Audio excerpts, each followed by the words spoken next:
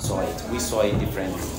In our opinion, the left back, Fatal, was slow, and Bernard has the pace, and he's a good header of the ball and a good crosser of the ball, and can also score from acute angle.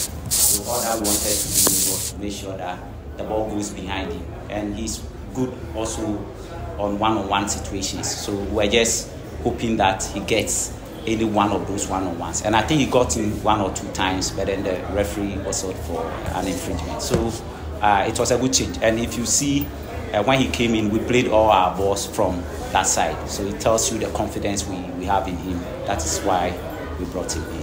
Okay, I also noticed that you were playing kicky balls. You were trying to hold on to the ball just to create spaces behind the medium team. And then Eric Zezek was doing that brilliantly. But then somewhere along the line, he was substituted. Was that, and was there an injury reason, or it was just a tactical substitution? I think he dropped in energy, and because of that, he was late in taking certain decisions. The game is all about taking decisions with the ball.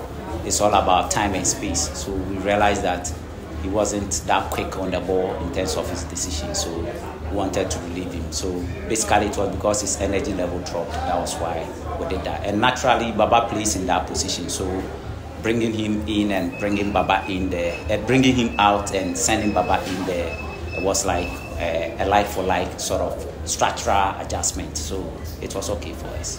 My final question goes to Frederick Beckham. No, let's finish. Alright, so after scoring the first goal, you saw your players going down, going up. Was it a tactical display for your players to delay the time, or any? No, we're not delaying any time. Those were genuine fouls. They were genuine fouls. And if a referee whistles for a foul and the player is down, there's nothing that indicates that they were delaying. They were genuine fouls which were awarded to us, and they had the impact on the legs or the part that was hit. So that was why they were on the ground. Coach, with Kotoko, Mediama, it has always been difficult for Mediama against you since you joined Kumasi Asante. Is there a secret behind that? Anytime you visit them there, you find a way to get something out of it? Yeah, for Mediama, whilst even at Wafa, I think we came here and we won 2-1. So it's all about taking the game to Mediama here. What I've realized is that, they are a very good side. So if you also come in with a well-planned strategy to match them boot for boot, if you are lucky, you have the time, you have the space, and then you connect. So it's all about the structure that you bring in to come and play them. They are a very good side, well-trained side. That one I have to tell you. Your last 7 games, proud to the last 2 that you played, that is Samatex and Mediama, you got just 1 point. Last 2 games, you got 4 points. Is it enough for us to say the spirit of the Porcupine Warriors is back, and then we're going to keep the same momentum? Yeah, I think so, because if you look at our last game against Samatex, the energy levels were high, levels of determination, confidence, the hunger and the anger to play, to win was there. And they replicated the same thing today. So it's a clear indication that the team is on the ascendancy and we need the supporters. I think the credit would have to go to the supporters. They were at Baba Yara against Samatex, and today I was amazed when I saw most of them in our hotel giving us the signal that they are in to support us, and they were here throughout and they supported us very well. So I think the kudos would have to go to them. That is the nature of Kotoko. Once the supporters are behind the team, the players feel good, they feel confident, they feel determined, and they feel hungry to impress, to give them the results. So the team is on the ascendant, it's on the rise. All right, Coach, finally, I think Francis asked you to come. I